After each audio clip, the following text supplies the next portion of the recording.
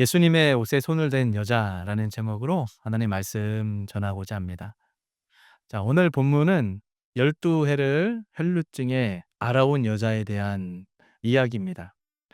자, 오늘 이 이야기를 읽다 보니 지금 이 본문 혈루병을 앓고 있는 이 여인이 샌드위치로 야이로의 12살 된 외동딸이 죽어가고 있는 그 일을 해결하다가 중간에 혈류병이 걸린 여인이 끼어드는 것을 볼 수가 있죠. 요것을 샌드위치 형식으로 해서 유대 그 문학 기법으로 뭔가 굉장히 중요한 것을 강조하고자 할 때 샌드위치 형식을 취합니다. 야이로의 그 딸을 고치는 사건을 설명하는 해결해 가는 그 과정 가운데 12살 12해 동안 혈류병을 앓고 있는 이 여인의 믿음을 또한 강조하면서 결국은 이 두 사건을 통하여 강조하시고자 했던 것이 무엇이냐? 믿음을 말씀하고 있습니다. 믿음. 지금 우리가 지난주까지 창세기 말씀을 쭉 우리 통독의 순서에 맞춰서 우리가 한 장 한 장 살펴보았다면 누가복음으로 들어왔습니다. 구약 말씀도 출애굽기를 잘 읽고 있지만 이번에는 신약으로 설교 말씀 또 큐티 나눔을 하면 좋겠다. 구약과 신약을 교차하면 좋겠다라는 생각에 누가복음을 우리가 아침부터 살펴보고 있죠. 오늘은 누가복음 8 장을 읽는 날입니다. 누가복음 8장 사실 한 장 한 절이 그 어느 하나 중요치 않은 구절들이 없죠. 그런데 여러 구절 중에서도 오늘 이 누가복음 8 장에 혈류병 걸린 이 여인의 믿음에 관한 부분을 깊이 다루면 좋겠다 싶어서 오늘 말씀을 선택을 했습니다. 자, 오늘 말씀이 또 굉장히 중요해요. 그래서 오늘을 살고 있는 우리가 어떤 믿음을 가지고 어떻게 살아가야 될 것인가를 다시 한번 확인하고 믿음을 바르게 해서 살아계신 하나님의 역사가 우리 삶 가운데 드러나는 그러한 믿음의 종, 능력의 종이 다 될 수 있기를 주님의 이름으로 축복합니다.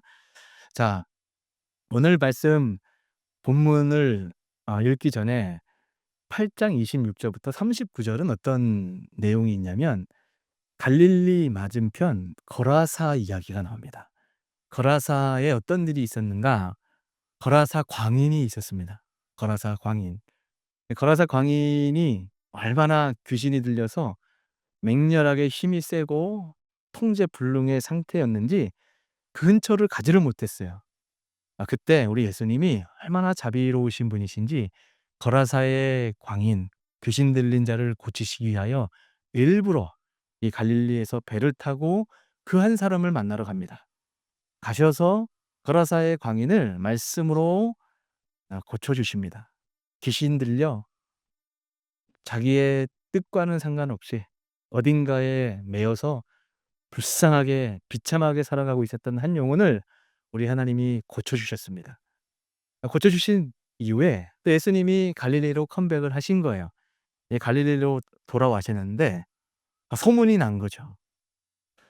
"야, 지금 예수라는 저 청년이 요새 들리는 얘기 들어보니 기적과 이적을 행하시며 보통 사람이 아니라고 하더라."라는 이 이야기를 듣고 지금 많은 사람들이 오늘 본문의 배경 가운데 예수님 앞에 몰려든 거예요. 지금의 상황과 참 비슷합니다. 예나 지금이나 우리는 예수님을 바르게 알고 믿고자 하지만 세상의 종교도 그 어떤 신이 뭔가 능력을 행하고 그분한테 갔을 때 뭔가 나에게 선한 일이 일어난다, 그렇다더라라는 얘기만 들으면 구름대같이 몰려드는 것은 예나 지금이나 다를 바가 없습니다. 이단에 빠지는 사람들도 그래요. 기 현재의 교회에 대해서 비판을 하고 "그 교회가 힘이 있냐? 다 성경을 똑바로 안 가르쳐 줘서 하나님의 말씀의 능력이 나타나지 않는 거다."라고 호도하며 자신들이 뭔가 성경적 바른 가르침과 지식이 있고 이렇게만 믿으면 앞날에 길이 있다라는 식으로 설명과 설득을 하게 되면 사람들은 삶이 힘들기 때문에 영적인 갈급함이 있기 때문에 쉽게 끌려가게 됩니다.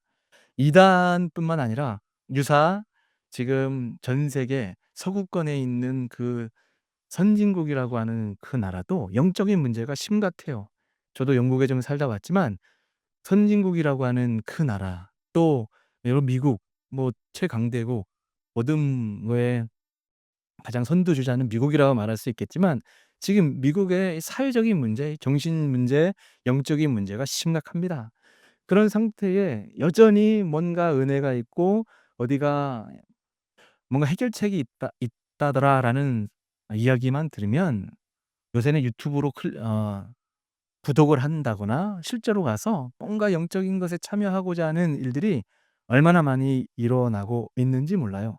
지금 한국 교회도 마찬가지입니다. 지금도 하나님을 믿고 나에게 복과 번영과 은혜를 준다고만 하면 그 방법이 무엇인지 알고 싶어서 여러 군데를 찾아다니고 교회를 옮겨 다녀 보기도 하고 말씀의 은혜를 받는다고 하는 그 목적이 있지만, 결정적인 그들의 마음은 결국은 그들의 앞날에 대한 축복, 앞날에 대한 안정, 앞날에 대한 번영, 이런 것이겠죠. 저는 이 부분이 잘못됐다 생각하지 않습니다. 사람인지라 앞날의 번영과 축복 없이는 우리는 결코 사람이 만족할 수 없고, 믿음으로만 산다고 하지만 그 기본적인 것들이 충족이 되지 못하면 무언가의 내 마음 가운데 결핍을 느끼며 살아갈 수밖에 없는 것이 사람이라고 저는 분명히 생각을 해요. 번영이든 세상의 잘됨이 결코 잘못된 것이 아닙니다. 사람은 육신을 가졌기 때문에 배고픈 사람에게는 "빵을 먹어 배가 불러야 행복하다."라고 말을 하는 거지, "야, 네가 영적인 존재인데 언제까지 빵만 먹고 살래?"라고 영적인 것만 강조하면 이것 또한 극단인 거예요. 그러니까 사람이 빵만 먹고 사는 것은 문제가 있지만 영적인 것과 육적인 것이 밸런스가 잘 맞아져 가야 이게 건강한 이 땅을 살면서도 행복한 삶을 살아갈 수 있을 터인데, 우리의 문제는 영적인 것보다는 육적인 데에 더 관심을 많이 갖고 도리어 육적인 것이 영적인 것을 이제 오버할 때 뭔가 지금 삶이 뒤틀리게 되고 장기적으로 갔을 때 문제가 야기가 된다라는 겁니다. 자, 그러면 오늘 이 시대에 교회, 종교단체, 또 뭔가 영적인 것 같은 사람에게 실망을 하는 이유는 뭐냐? 뭔가 생명이 있는 것 같고 뭔가 거기 가면 내 앞날 가운데 좀 길이 있을 줄 알고 접근해 보았는데 결국 돌아오는 것은 실망스러운 거죠. "왜 저 교회 왜 그래? 저 목사님 왜 저러셔? 저 성도 왜 그래?" 라는 뭔가 모를 실망감들이 주었기 때문에 그 상황 가운데 오는 그 반발들이 우리를 머뭇거리게 만들고, 우리를 가나안 성도, 안나가 성도가 좀 낙심자라고 말을 하기도 하죠. 하나님께 대해서 낙심했다고도 말할 수 있고, 공동체에다가 막 낙심했다고도 말할 수 있고, 뭐 등등, 성도 뭐 등등 교회에 존재하고 있는 그런 모든 것들에 대해서 실망과 낙심이 있기 때문에 하나님 기피 현상, 믿음 기피 현상이 발생을 하고 있는 것입니다. 자, 오늘 본문 말씀을 보게 되면 야이로라고 하는 사람이 등장을 합니다. 자, 야이로라고 하는 사람이 지금 어떤 상황인가, 오늘 본문을 짧게 한번 정리해 보면 이런 겁니다. 야이로라고 하는 회당장이 있는데 이 회당장에게는 12살 먹은 외동딸이 있어요. 외동딸. 외동아들도 물론 얼마나 사랑스럽고 귀하겠어요. 근데 외동딸인데 저는 이 말씀을 또 보면서 외동딸은 아마도 제 추측컨대 아들도 갖고 싶었겠죠. 그때 당시에는 가부장적인 시대였기 때문에 아들에 대한 소망이 있었을 터인데, 어쨌든 뭐 하나님이 안 주셔서 딸 하나를 이쁘게 애지중지 키웠는데 이 딸마저 지금 죽어가고 있습니다. 야이로에게는 그나마 인생의 행복의 이유가 되고 살아가는 삶의 근원이었다고 저는 생각을 합니다. 근데 이 딸이 죽어가고 있어요. 이 딸이 죽어가고 있는 이 야이로가 그 사람의 지금 배경을 말하고 있는데 회당장이라고 이야기를 합니다. 회당장 야이로. 자, 그러면 유대 사회의 회당은 어떤 의미를 갖고 있을까요? 회당. 회당이 어떤 곳이죠? 언제 회당이 나타나기 시작했냐면 성경에서는 기록하지 않아요. 그러니까 이 회당이 등장은 하지만 어디서부터 회당이 생겨났는지는 추측컨대 또 역사의 문헌들을 보게 되면 유대인들이 북이스라엘과 남유다의 멸망 이후에 다 흩어지게 되었죠. 근데 율법에 의하면 유대인들은 어디서 예배를 해야 되죠? 예루살렘 성전에서. 주님께서 가르쳐 주신 방법에 따라 시기에 맞춰 제물을 다 선별해서 제사를 드렸죠. 그게 우리가 말하는 예배란 말이에요. 그런데 예루살렘에 쫓겨났어요. 여러 가지 타이든 자이든 예루살렘에서 살지 못했던 유대인들은 마치 사도 바울처럼 다소에서 살았잖아요. 터키 지역입니다. 이렇게 디아스포라 유대인 아버지를 따라 흩어져 있었지만 믿음의 혈통만큼은 '내가 유대인이다. 내가 베냐민파다.'라는 이 유대인들은 어디에서 예배를 했냐면 회당을 지었어요. 회당. 영어로 시나고그라고 하는데 회당의 지역마다 지금도 예루살렘을 가게 되면 유대 지역을 가게 되면 회당이 있어요. 회당에서 회당장들이 모여서 예배를 집례한단 말이에요. 리딩을 한다는 거죠. 그때 당시 유대인들의 입장에 있을 때 회당은 어 신정국가, 율법 중심의 나라가 유지되어 가고 있었던 그들의 존재 기반은 당연히 말씀일 텐데 말씀이 선포되는 것이 회당이었다 보니 회당장은 그 지역의 유지였을까요? 아니었을까요? 당연히 유지죠. 회당장은 굉장히 어른 중의 어른이었어요. 그분이 마치 지금의 시대의 목회자라고 말을 해야 될까요? 뭐 장로님급들 뭔가 '아 예수 믿으면 나도 저분처럼 잘 믿어 봐야지. 저런 사고로 살아야지.'라고 뭔가 작은 모델처럼 비춰졌던 분들이 해당장으로 볼 수가 있습니다. 예배를 관리하는 종교 지도자예요. 높은 사회적 신분을 가지고 있고 동시에 백성들에게 존경을 받고 있었던 사람이 회당장이라고 말을 할 수가 있습니다. 근데 여기서 이름이 야이로예요. 야이로의 이름의 뜻이 뭔지 아십니까? 내가 살리리라. 예. 내가 살리리라. 자, 아이러니하죠? 이 사람의 사회적 위치가 사람을 살리는 목적을 가지고 있는 회당장이며 이름 또한 살리는 자. 근데 정작 그런 이름과 배경 가운데 존재하고 있는 야이로가 정작 자기가 정말 사랑하는 무엇과도 바꿀 수 없는 외동딸이 죽어가고 있는데 살려내지를 못하는 거예요. 이때 이런 배경 세팅을 한 상태에 예수님이 지나간다는 소식을 듣습니다. 이 야이로 회당장이 체면 염치불구하고 사람들이 지금 당시에 종교 지도자급들은 예수님을 인정하면 유대에게서 출교를 당할 수도 있는 그런 상황이기 때문에 자신이 눈치를 봐면서 슬쩍슬쩍 믿을 수는 있어도 마치 니고데모처럼 밤에 와서 "어떻게 하여야 구원을 받을 수 있겠습니까?" 이렇게 물어봤지 대놓고 많은 사람들이 바라보는 데에 예수님을 인정하기가 쉽지가 않았단 말이죠. 이 야이로가 살리는 사람 야이로가 그 예수님 앞에 오늘 본문 말씀 보니까 엎드려 절하며 "내 딸이 죽어가고 있으니 선생님이여 내 딸 좀 살려 주시옵소서."라고 절을 하고 있는 모습이에요. 많은 사람들이 야이로 뭐야? 저 사람 뭐지?" 라고 하는 이 분위기에 절을 합니다. 간청을 한단 말이죠. 자식을 사랑하니까. 자기 인생의 꿈이니까. 지금 체면이 뭐가 중요하겠습니까? 내 딸이 죽는데 예수님만큼은 내가 꼭 붙잡아야 되겠다. 지푸라기 붙잡는 심정으로 야이로가 나온 거예요. 자, 이렇게 야이로가 엎드려 있을 때 오늘의 본문에 한 사람이 끼어드는 거예요. 예수님은 야이로를 물리치지 아니하시고 "그래 가자." 이동합니다. 이동하는 과정 가운데 사람들이 움집해서 막 밀고 밀리는 가운데 어디론가 이동을 하고 있습니다. 그때 오늘 본문에 12년 동안 혈류병을 앓고 있었던 한 여인이 예수님의 옷자락을 만집니다. 예수님의 옷자락을 만졌을 때 예수님은 얼른 알아챘습니다. "누가 내게 손을 대었느냐?"라고 하는 그 주님의 말씀 앞에 베드로가 끼어들죠. "주님 보십시오. 지금 사람들이 마치 여러분 지하철 9 호선 러시아워 타면 저도 가끔씩 타 보는데 야 진짜 장난 아니더라고요. 그것도 이게 꽉 차면 기다렸다 그다음 거 타고 가야 되더라고요. 이 노선 자체가 김포공항부터 저쪽 잠실 노무서까지 연결을 하다 보니까 사람들이 그렇게 많이 이용을 하는가 봐요. 저도 몇 번 타 봤는데 진짜로 밀려.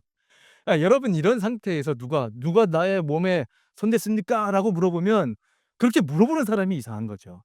너무나 자연스러운 밀고 밀리는 상황 가운데 베드로가 "주님 한번 보십시오. 이렇게 많은 사람들이 밀고 밀리는데 여기서 누가 내게 손대었느냐 물어보면 어떡하십니까?" 라고 반문을 합니다. 그때 예수님께서 말씀을 하시죠. "아니다. 너희 중에 내게 손댄 자가 있도다." 라고 이야기를 하는 것입니다. 자, 그러면 여기서 이 부분을 가지고 혈류병을 앓고 있었던 그 여인이 우리에게 주고자 하는 메시지가 뭐냐라는 거죠.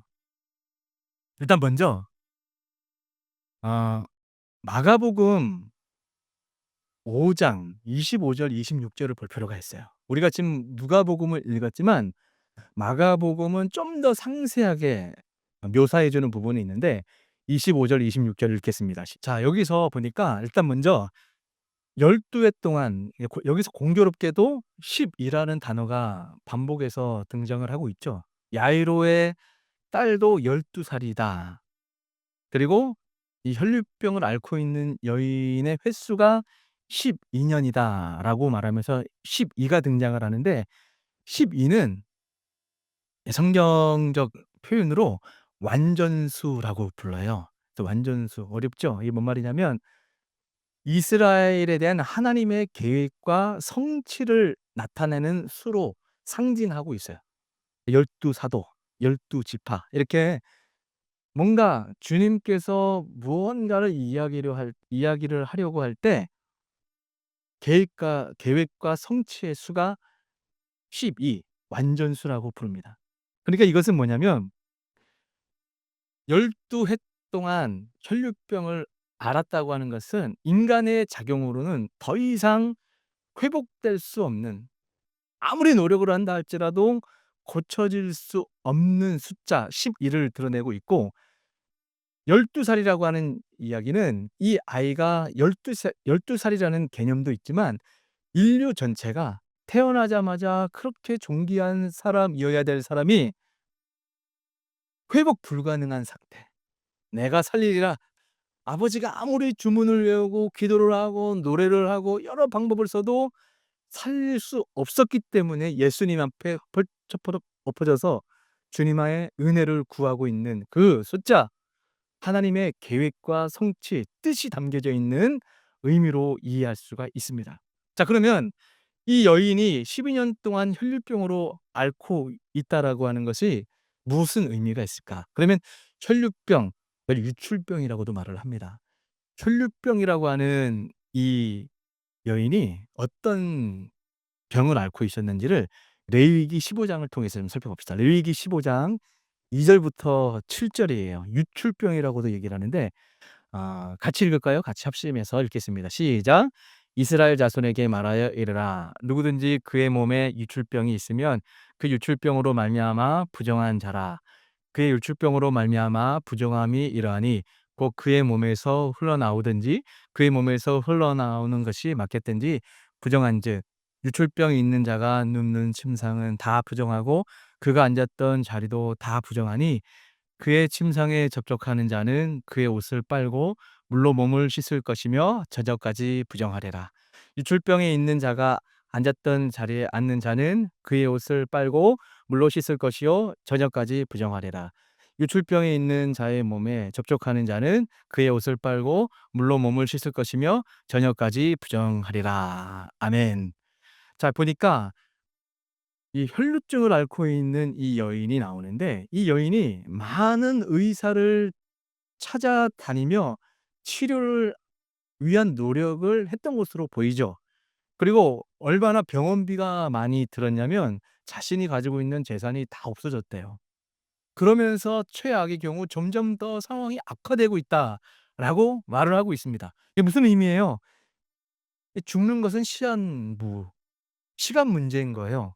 그러니까 이 여인이 자기의 이 병이 중한 것을 알고 좀 고쳐 보려고 비밀리에 많이 찾아보고 다녀봤지만, 세상 말로 용한 의원들은 다 찾아봤지만 낫질 않는 거예요.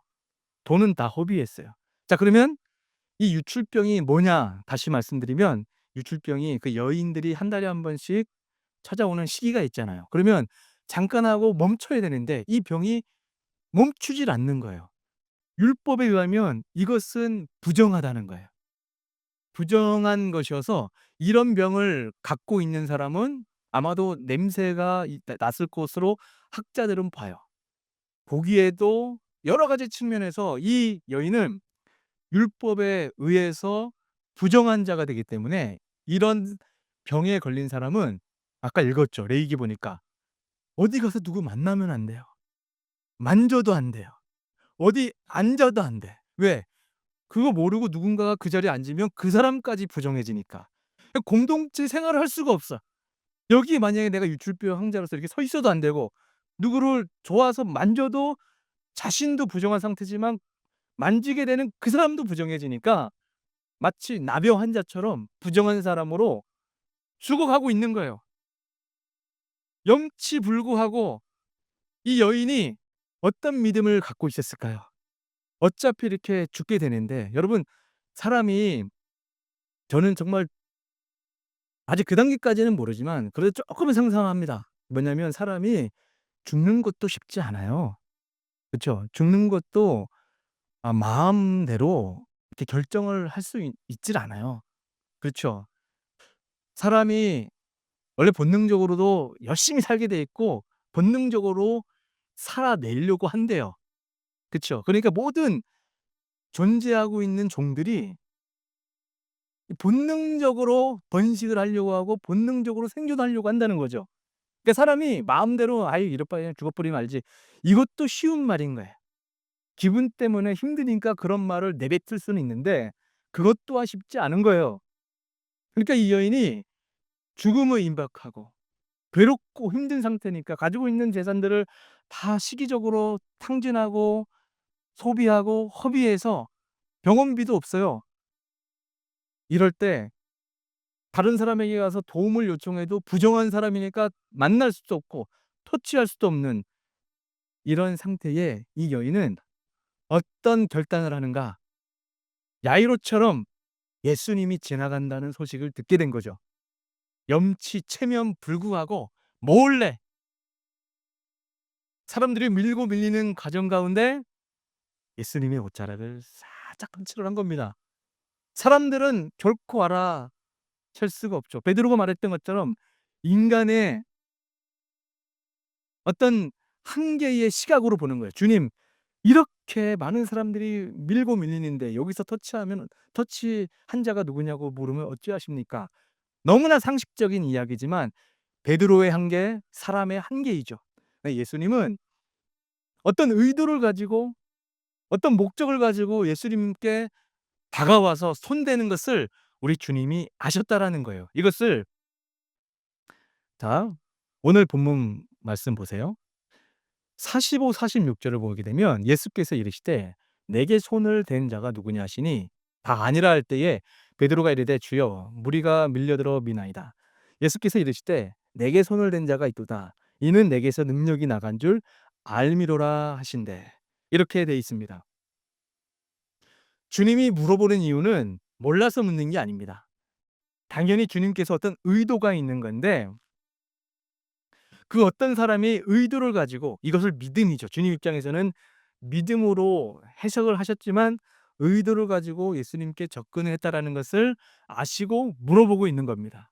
그러면서 "누가 내게 손대었느냐?"라고 물어봤습니다. 마가복음 5장 30 절을 또 볼 필요가 있어요. 병행 본문인데 마가복음 5장 30절, 이것도 같이 한번 읽어 볼까요? 시작. "예수께서 그 능력이 자기에게 나간 줄 곧 스스로 아시고 무리 가운데서 돌이켜 말씀하시되 누가 내 옷에 손을 대었느냐 하시니. 자 30절 보니까 능력이 자기에게서 나간 줄 스스로 아시고, 요 중에 스스로 아시고, 여기서 스스로 아시고를 헬라어로 에피그노스 엔 하 아우토라는 단어를 쓰고 있어요. 아무튼 좀 그런 단어를 썼다라는 거예요. 무슨 의미냐면 완전하고도 초월적인 지식을 의미하는 단어입니다. 베드로는 인간의 한계적 입장에서 이해하고 말하고 있었다면 우리 예수님은 초월적인 인식, 능력을 가지고 스스로 아셨어요. 이거 굉장히 중요합니다. 주님이 인식하셨어요. 스스로 딱 파악을 해 보니까 '누가 와서 내게 내 옷에 손을 대었구나.' 여기서 자 이 믿음 얘기 좀 하고자 합니다. 예수님은 분명 청중 가운데 연약하지만 믿음을 가지고, 또 단순하지만 절박한 믿음을 가지고 손댄 여인이 분명 있다는 것을 인식하셨습니다. 여러분 축복합니다. 지금 이 자리에 옛손교회 예배당에 우리 많은 성도들이 앉아서 같이 예배를 하고 있지만 그냥 물리적으로 앉아 있는 성도도 있을 수 있습니다. 그러나 정말 이 여인의 심정처럼 예수님의 옷가에 손을 대는 심정으로 주님 앞에 인격적 접촉을 하기 위하여 나와 있는 그 성도를 주님은 기뻐하신단 말이에요. 그런 자에게 은혜를 베풀어 주신다라고 말씀을 하고 있습니다. 저는 바라기는 후자처럼 주님이 기뻐하시는 그런 예배자가 되기를 주님의 이름으로 축복합니다. 늘 그런 얘기 하잖아요.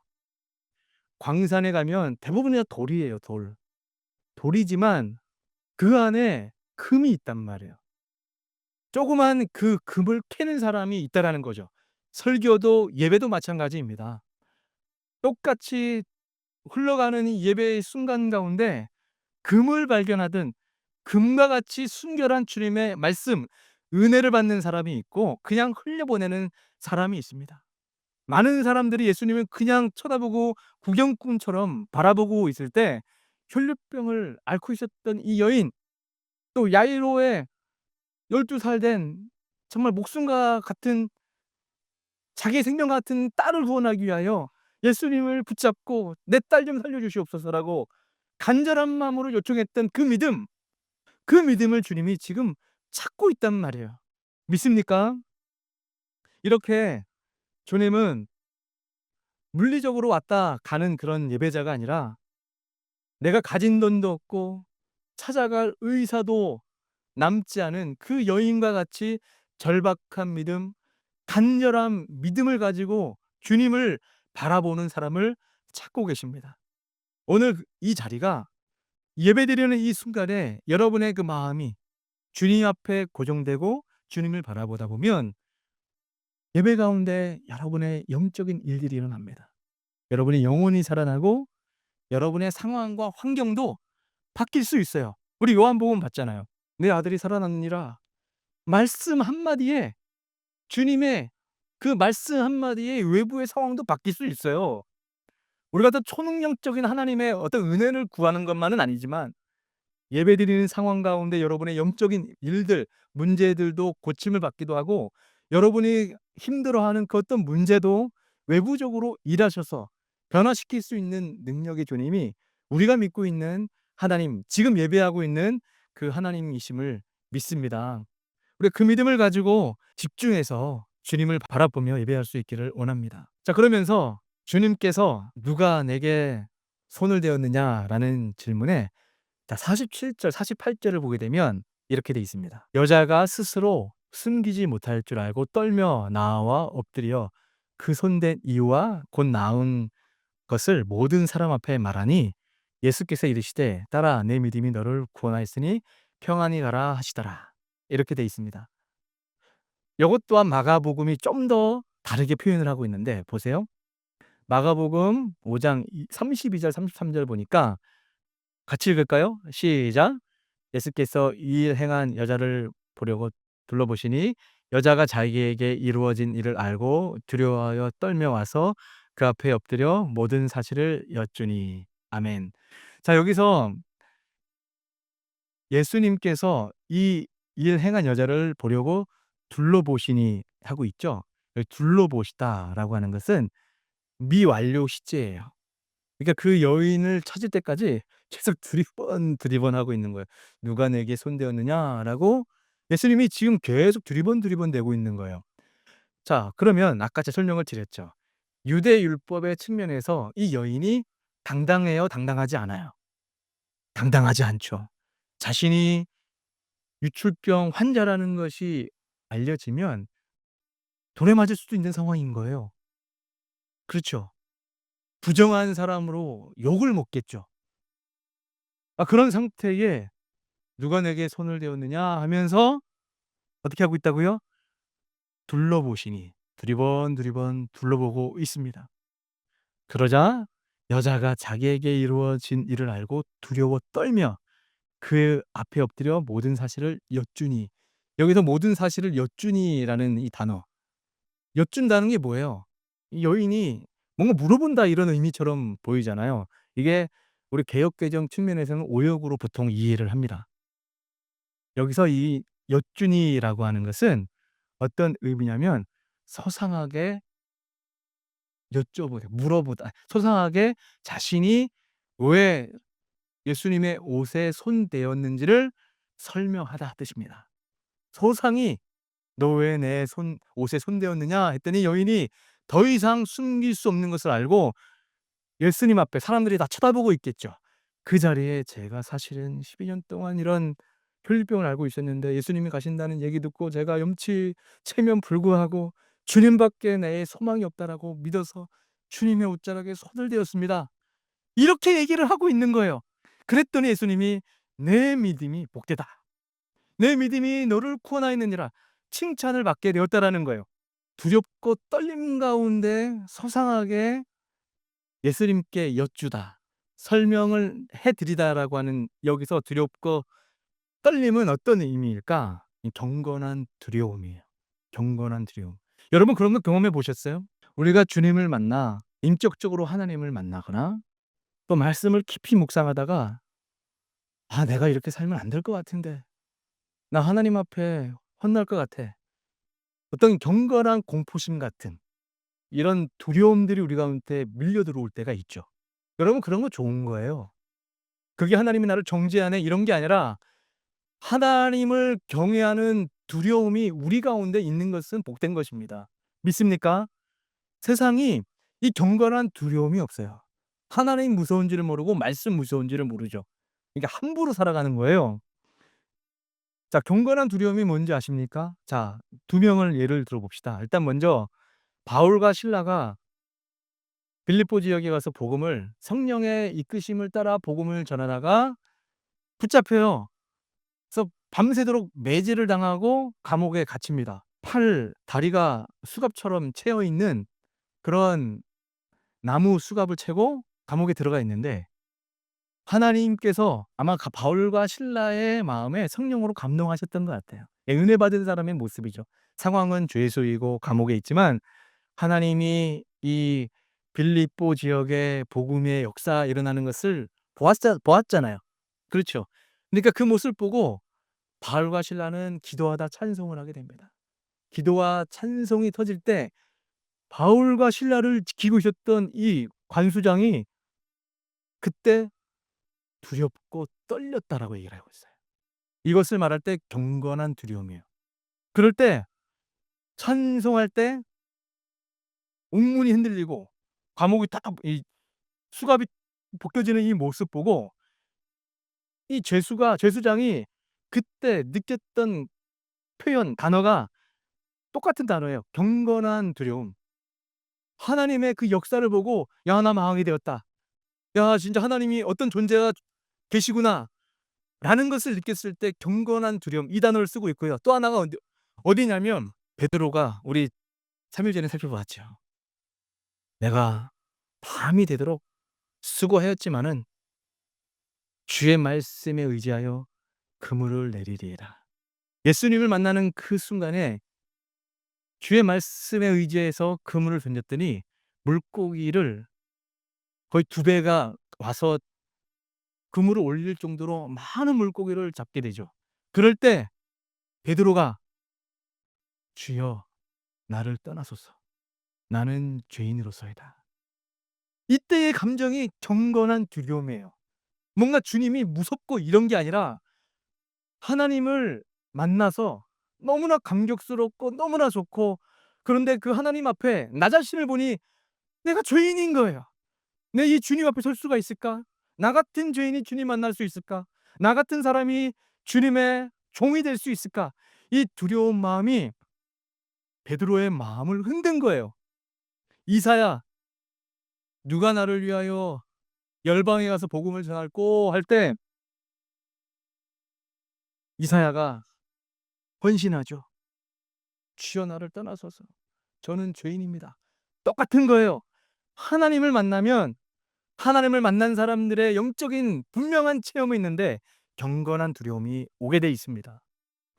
혈류병을 앓고 있었던 이 여인이 그 주님을 만나기 위해서 몰래 예수님의 옷자락에 손을 댔습니다.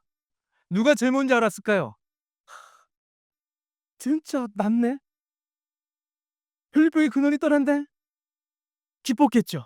할렐루야 마음속에 외치고 있는데 주님이 갑자기 "누가 내게 손을 대었느냐?" 하는 이 음성 앞에 막연한 주님에 대한 두려움이었을까요? 두렵지만 '나 같은 자를 구원하시는 정말 주님이 창조주이시구나.' 하나님을 만난 사람만이 그 주님을 경외하게 되는 거죠. 그 표현을 경건한 두려움, 두렵고 떨리는 마음으로 "주님, 제가 이런 마음으로 주님의 옷자락에 손을 댔습니다." 그랬을 때 따라 "내 믿음이 너를 구원하였느니라." 믿음의 칭찬을 받고 있습니다. 그것 또한 사람들이 많이 있는 곳에서 "내 믿음이 너를 구원하였느니라."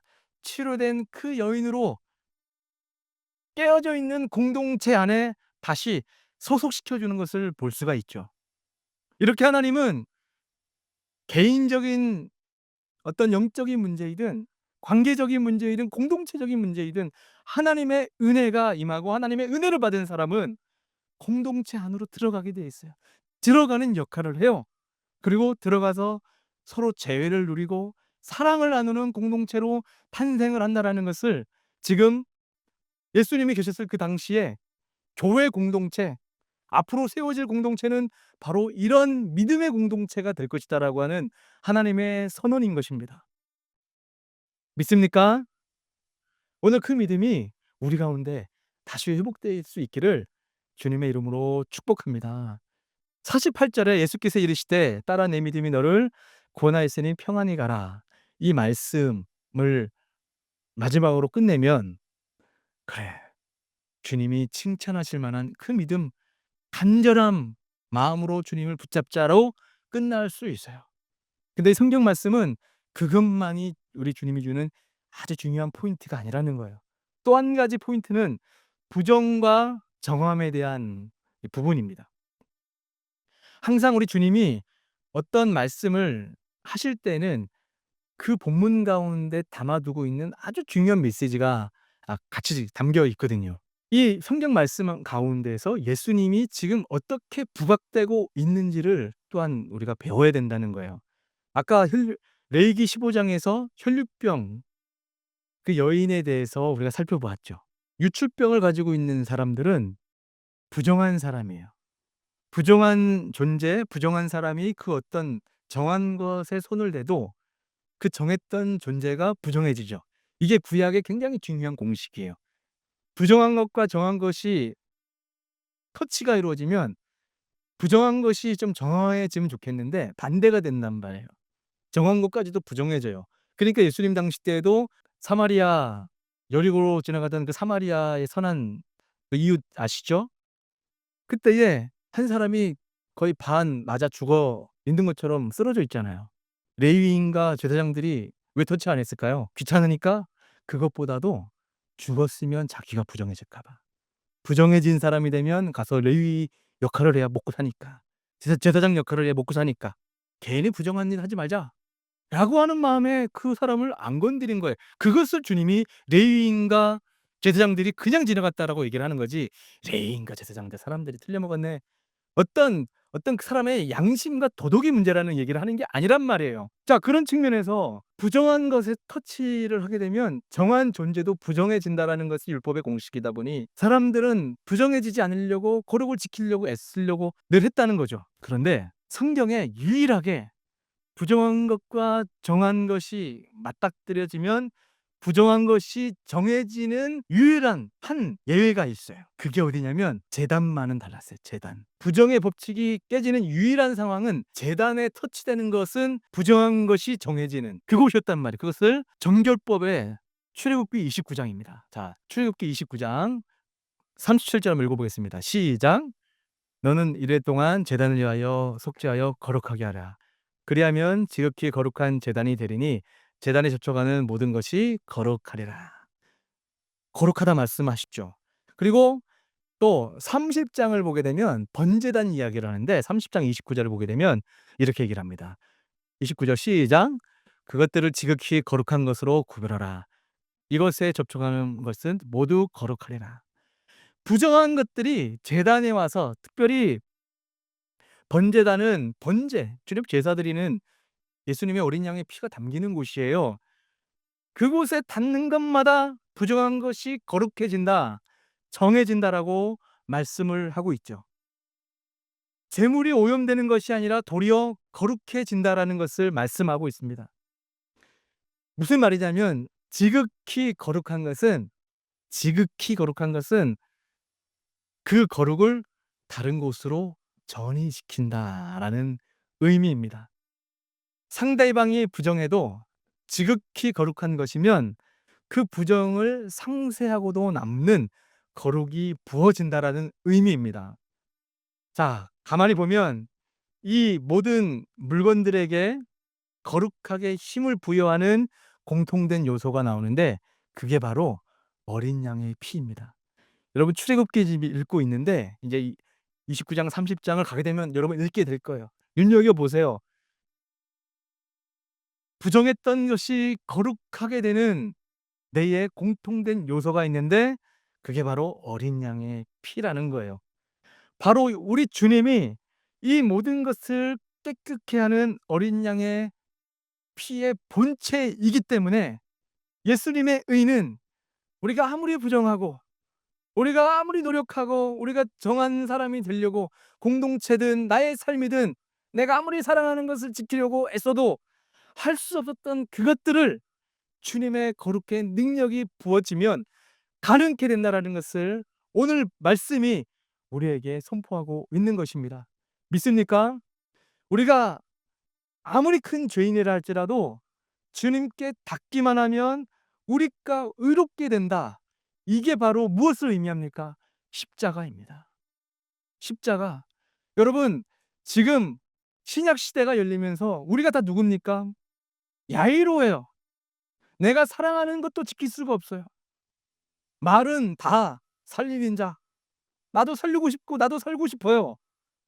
그렇게 할 수 없는 존재가 나 자신. 그리고 나 좀 사람답게 살아가려고 애쓰는데 점점 더 악하여지고 점점 더 내 인생 가운데 고통과 아픔이 찾아오는 그 모든 상황 가운데 우리의 유일한 해결책은 무엇인가? 예수님의 옷자락. 주님의 옷자락만 붙잡아도, 주님의 그 보혈에 내가 손만 대도 나는 정해질 수 있습니다라고 하는 그 믿음을 혈류병 가진 여인이 있었단 말이에요. 믿습니까? 그것을 의미하고 있는 겁니다. 모든 부정을 정결케 하는 그리스도, 죄의 속박으로부터 우리를 자유케 하는 그 예수 그리스도, 이게 복음의 핵심인데 정리하면 혈류병 걸린 여자가 예수님의 옷자락에 손을 대는 것은 어떤 의미냐면 죄의 정가예요. 나의 연약함의 정가, 나의 가슴 아픈 문제의 정가를 주님 앞에 하는 겁니다. 단순히 예수님의 옷자락에 손을 대어도 구원을 받겠다 정도 선을 벗어나서 지극히 거룩하신 예수님의 옷자락에 손을 댔기만 해도 나의 모든 아픔, 나의 모든 실패, 나의 모든 눈물들을 씻겨 주시고 회복시켜 주시는 그 하나님이 될 줄 믿습니다. 라는 마음으로 옷자락을 만졌다라는 거예요. 오늘 하루를 살아가면서 여러분들은 어떤 고통과 아픔과 상처를 안고 살아가십니까? 저는 이 말씀을 다시 한번 묵상을 하면서 '교회가 무엇을 하는 것일까? 성도는 어떤 일을 하는 존재일까?'를 다시 한번 생각을 해 보게 됩니다. 우리 옛송교회가 개척이 되어져서 이제 얼마 안 있으면 2 주년이 됩니다. 벌써 3월 달이 다가오고 왔어요. 언제 2 년이 지나간지 모르겠어요. 그러면서 이 말씀을 제가 한번 쭉 묵상하면서 교회가 뭐 하는 것이고 목사는 뭐 하는 것이고 성도는 무엇을 하는 존재일까를 한번 다시 생각해 보았습니다. 왜 그것도 그럴 것이 우리가 개척을 했잖아요. 개척을 해서 우리 성도들과 함께 세워져 가고 있는데 우리 교회는 이 시대에 어떤 역할을 감당해야 될 교회일까를 다시 한번 생각해 보았습니다. 그러던 가운데 다시 한번 주님이 주시는 감동은 '다음 세대를 세우는 교회가 되어야 된다.' 무슨 말씀이죠? 12살 된 야이로의 딸 예수님이 말씀으로 "일어나라. 달리타 쿰." 기억나시죠? 달리다 쿰. "소녀야 일어나라." 하는 하나님의 음성을 듣더니 아이가 일어났어요. "먹을 것을 주어라." 먹을 것을 먹고 애가 건강해진단 말이죠. 뭐예요? 말씀을 먹이는 거예요. 우리 옛손교회가 할 일은 뭐 여러 가지 화려한 거 뭐 없어도 괜찮아요. 뭐 있으면 뭐 더 좋겠지만 그것이 중요한 건 아니다. 중요한 것은 다음 세대들에게 말씀을 주는 것이다. 또 한 가지는 무엇인가? 선교죠. 선교. 결국은 복음을 전하는 거예요. 우리 교회가 존재하는 이유는 또 다른 성도를 낳고 또 그 성도가 다른 성도를 낳는 우리 존재 기반이 우리가 옛손교회가 존재할 이유는 정말 선교하는 교회, 복음을 재생산하는 그런 교회가 되어야 된다라는 교회. 마지막으로 혈류병 걸렸던 여인이 주님의 친절한 사랑의 메시지 덕분에 공동체를 다시 들어가잖아요. 그쵸? 환대와 치유가 있는 공동체. 그 어떤 상처와 아픔을 갖고 옛손교회에 온다 할지라도 최소한 우리가 속이 안 돼서 폼이 좁아서 그들을 맞이하지 못한다 할지라도 최소한 우리의 마음만큼은 우리의 생각만큼은 그들을 환대하고 그들이 옛손교회 안에서 주님 만날 수 있도록 역할을 감당하는 이 교회, 이 교회가 옛손교회가 되어야 한다라는 생각을 하게 됩니다. 믿습니까? 동의하십니까? 동의하면 이따가 전도 우리 옛손교회 전도를 하기 위하여 오늘 그 좀 전도지를 임시만 만들었어요. 그래서 그걸 가지고 오늘은 좀 거창하게 하지는 않고 여기 아파트 단지에 꽂을 때는 꽂아 놓고 "우리 옛손교회가 이런 교회입니다. 앞으로 우리 교회는 복음 전하는 교회, 복음대로 살아내는 교회입니다."를 우리가 스스로가 전도지가 되어서 하나님의 복음을 전했으면 좋겠어요. 그 자체만으로도 하나님은 기쁨을 시작하셨다라고 믿습니다. 믿으십니까? 네, 그 믿음을 가지고 복음도 전하고 또 주님의 역사를 경험하는 우리 옛손교회 되어서 주님의 뜻 가운데 살아내는 우리 옛손교회 될 수 있기를 주님의 이름으로 축복합니다. 우리 찬양하겠습니다. 주발 앞에 무릎 꿇고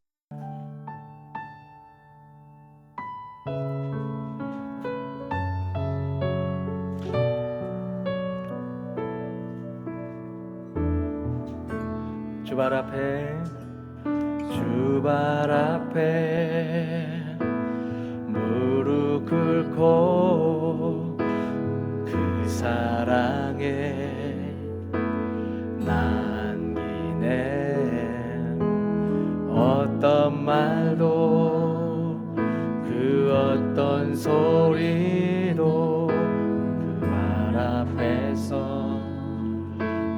잠잠해지네. 한 번 더 주발 앞에 주발 앞에 무릎 꿇고 그 사랑에 난 어떤 말도 그 어떤 소리도 어떤 말도 그 어떤 소리도 그 발에서 잠잠해지네.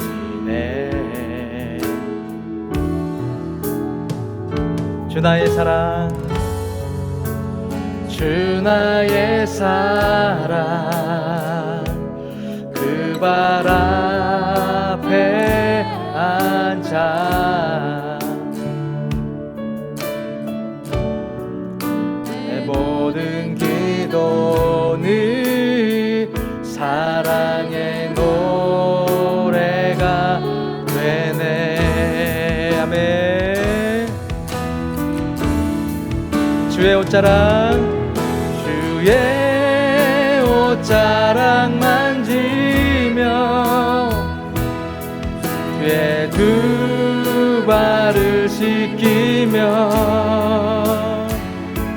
주님 그 발에 입 맞추며 나의 왕관을 놓으리. 주의 옷자락 만지며 주의 옷자락 만지며 주의 두 발을 씻기며 주님 그 발에 입 맞추며 나의 왕관을 놓으리. 우리 처음부터 한 번 더 찬양할까요? 주발 앞에 무릎 꿇고 주발 앞에 우리 간절한 마음으로 혈루병 걸린 여인처럼 야이로처럼 고백하기 원합니다. 난 내 어떤 말도 그 어떤 소리도 그 말 앞에 잠잠해지네. 주 나의 사랑 주 나의 사랑 그 발 앞에 앉아. 아멘. 나의 모든 기도는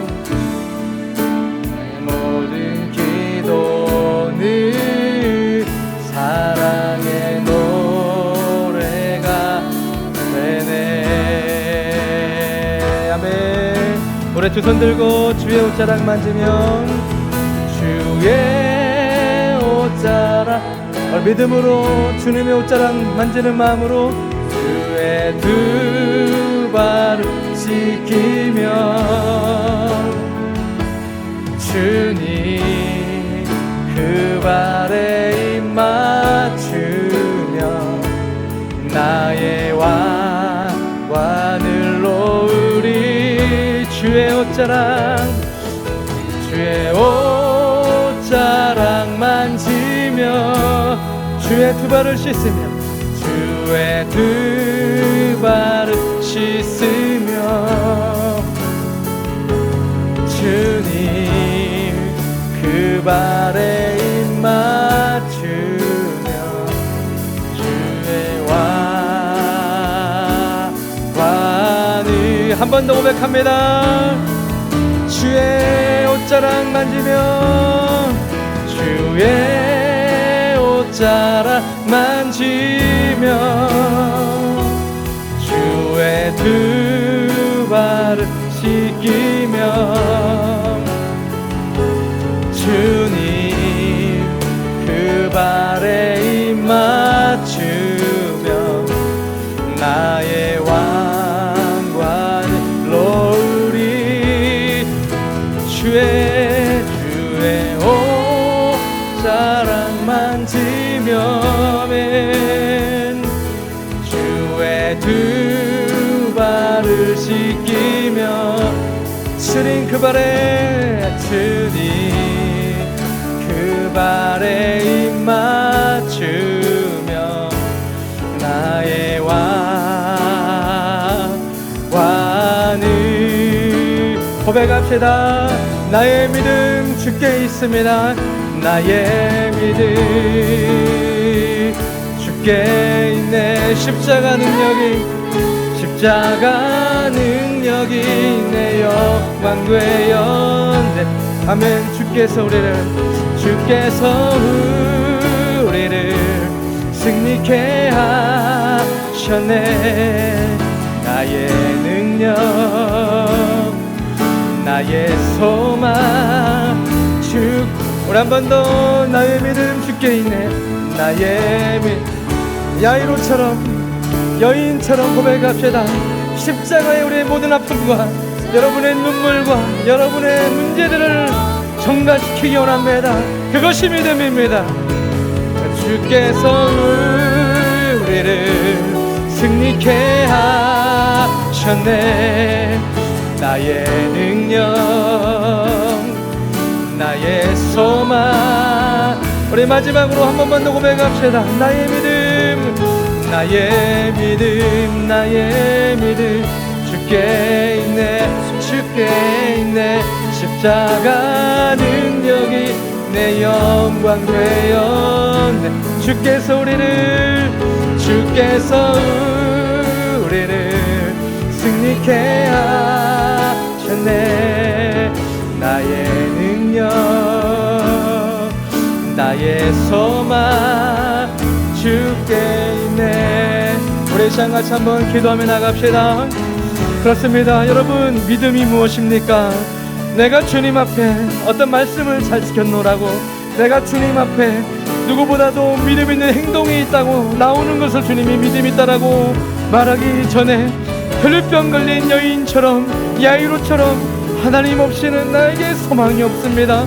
지금도 주님이 나를 만져주지 아니하시면 죽을 수밖에 없는 고난과 고통의 연속임을 고백합니다. 이 믿음으로 나와서 주님 앞에 우리의 아픔과 눈물과 죄악들을 정화시키는 것이 주님이 우리에게 믿음이다 말씀하시는 줄 믿습니다. 우리 기도하며 나갈 때 주님의 보혈을 의지하는 믿음이 흔들리지 않게 도와주시고, 죄책감과 정죄감에서 벗어나 십자가의 용서를 확신하게 하여 주시고, 나를 정결케 하신 은혜에 감사하며 거룩한 삶으로 응답하게 하시고, 우리 예수원교회가 보혈의 공로와 그 복음을 분명히 전하는 예수원교회 될 수 있게 달라고 우리 제목 가지고 우리 간절한 마음으로 우리 주여 한번 부르고 기도하며 나가겠습니다. 주여, 주님 아버지, 시간 기도하며 나갑니다. 주님, 나의 믿음이 주님께 있습니다. 아무런 자격 없고 혈류병 걸린 여인처럼 아버지 주님을 인격적으로 만나기 전에는 온갖 방법으로, 온갖 아버지 인간적인 아버지 행동으로 은혜를 받고자 했고 노력을 했지만 아버지 돌아오는 것은 더 큰 결핍과 아버지 아버지 공허함 가운데 살아왔던 것을 고백합니다. 그러나 우리 혈류병 걸린 여인이 아버지 염치와 체면 불구하고 주님 앞에 나의 모든 죄악들, 부끄러운 그 모든 것들을 다 알고 나가서 주님 앞에 옷자락에 손대어 아버지 정화시키는 모습으로 나왔을 때 우리 주님은 정죄하지 아니하시고 그 믿음을 보시고 칭찬하시고, 네 그 믿음이 너를 구원하였다라 말씀하신 그 믿음이 우리가 살아가는 삶 가운데 늘 필요한 믿음을 믿습니다. 우리 인생에 얼마나 많은 아픔과 눈물이 있습니까? 십자가에서 아버지 해결해 놓으신 그 주님의 사랑과 능력을 의지하여 주님 앞에 나가서 우리들의 눈물들, 우리들의 삶의 아픔들을 다 내어놓기 원합니다. 주님 앞에 온전히 맡기고 주님 앞에 내어놓을 수 있을 때 진정한 자유와 은혜와 아버지 참된 안식이 우리 가운데 찾아옴을 믿사오니, 그 믿음을 가지고 사랑하는 예수원교회 되게 도와주시고, 그래 사랑이 넘치는 교회 되게 하시고, 그런 은혜와 사랑으로 주님의 뜻대로 살아가는 우리 교회 될 수 있도록 기름 부으시고 역사하시오. 아버지 소망이 넘치는 교회 될 수 있도록 주여 도와주시옵소서. 인도하여 주시옵소서. 하나님 감사합니다. 은혜 가운데 우리 사랑하는 성도들 한 주간도 지켜 보호하여 주셔서 예배하게 하시고 주님의 음성 듣게 하시니 감사합니다. 하나님, 정말 예나 지금이나 우리가 혈류병 걸린 여인처럼 또 야이로처럼 그렇게 힘들게 눈물 섞인 삶을 살아감에도 불구하고 교만하게 주님의 옷자락을 붙들지 못하며 살아갑니다. 다른 사람들의 시선을 의식하고 다른 사람들 체면 아버지 이런 모습들 때문에 정말 하나님을 대면하는 것이 얼마나 어려운 시대입니까? 그러나 주님, 나는 압니다.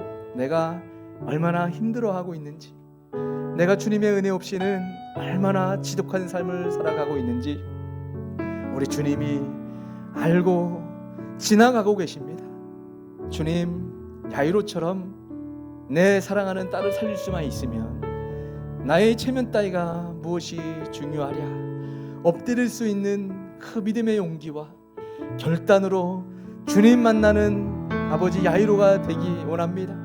그래 정말 야이로의 이름처럼 내가 내 주변에 있는 사람들을 살려낼 수 있는 그런 사람들 되게 하여 주시옵소서.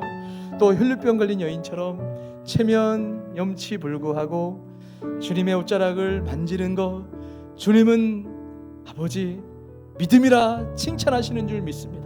우리 주변에는 베드로 같은 사람이 참 많습니다. 영적인 거 알지 못하고 세상의 기준과 정말 교회 다닌다고 하는 관점으로 쉽게 정죄하고 판단하고 아버지 해석해내며 믿음에서 멀어지게 하는 말들이 얼마나 많이 있습니까? 주님, 오늘의 말씀을 통하여 우리는 혈류병 걸린 여인처럼 주님 앞에 나아가게 도와주시고 예수님이 가르쳐 주신 것처럼 공개적으로 사람들을 회복시키고 사랑하는 것을 우리 예수원교회 성도들 가운데 실현되게 도와주셔서 그 어떤 사람이 예수원교회에 오던 치유와 회복을 경험하게 도와주시고 정말 환대가 있는 공동체로 그들이 느껴지게 하여 주시옵소서. 우리 예수원교회 이제 아버지 머지않은 가운데 만 2년이 다가옵니다. 지금껏 하나님께서 역사하시고 도우셔서 우리를 빚어가고 있음을 믿습니다. 하나님, 우리 교회는 아버지 정말 복음을 전파하고 복음대로 살아내는데 애쓰는 우리 교회 되게 하셔서 시작은 아버지 저자씨 아버지 씨앗과 같은 그런 모습으로 시작했다 할지라도 이 씨앗이 복음과 함께 뿌리를 내리게 되면 아버지 열매 맺고 자라서 하나님 놀라운 하나님의 역사를 이루게 됨을 믿습니다. 그 과정 가운데 주님 먼저 된 자들이 더욱더 겸손히 더 사랑함으로 교회를 세워가게 도와주셔서 이 교회가 언젠가 훗날에 주님 앞에 칭찬이 있는 우리 예수원교회와 우리 성도들이 될 수 있도록 주님 앞에 우리가 주님 앞에 믿음 안에 승리했다고 고백할 수 있는 우리 귀한 예수원교회 될 수 있도록 주님께서 더 축복하시고 기름 부으시고 놀라운 은혜를 부어 주시옵소서. 주님 앞에 나올 때 여러 가지 이유로 예물을 올려드립니다. 이 예물이 주님 영광 위에 쓰이게 하시고 주일헌금과 하나님 앞에 드리는 감사헌금 또 성경금 주님 앞에 아버지 온전히 드려지고 영광 받으시고 이들에게는 놀라운 은혜로 채워 주시옵소서. 구하지 못한 것까지도 함께 하시고 우리 사랑하는 성도 가운데 육신의 아버지 아픔 때문에 힘들어하는 분들 계십니다. 치유의 은혜로 오늘 혈류병 걸린 여인을 치유하듯이 하나님 치유하여 주시고 또 사랑하는 딸의 아버지가 지금 육신적으로 아픔 가운데 고난 가운데 있사오니 찾아가시고 안수하셔서 주님 새 생명과 미래가 아버지 회복이 될 수 있도록 소망의 길이 열릴 수 있도록 주님이 축복하여 주시옵소서. 해외 출타하고 있는 우리 사랑하는 영적인 가족에게도 동일하게 은혜 입혀주셔서 건강하게 잘 아버지 제어할 수 있도록 모든 여정 가운데 함께하여 주시옵소서. 구하지 못한 것까지도 우리 사랑하는 성도들의 눈물 아픔 기도 제목에 주님께서 친히 간섭하시고 선하게 역사하여 주시옵소서. 감사드리며 예수님의 이름으로 기도합나이다.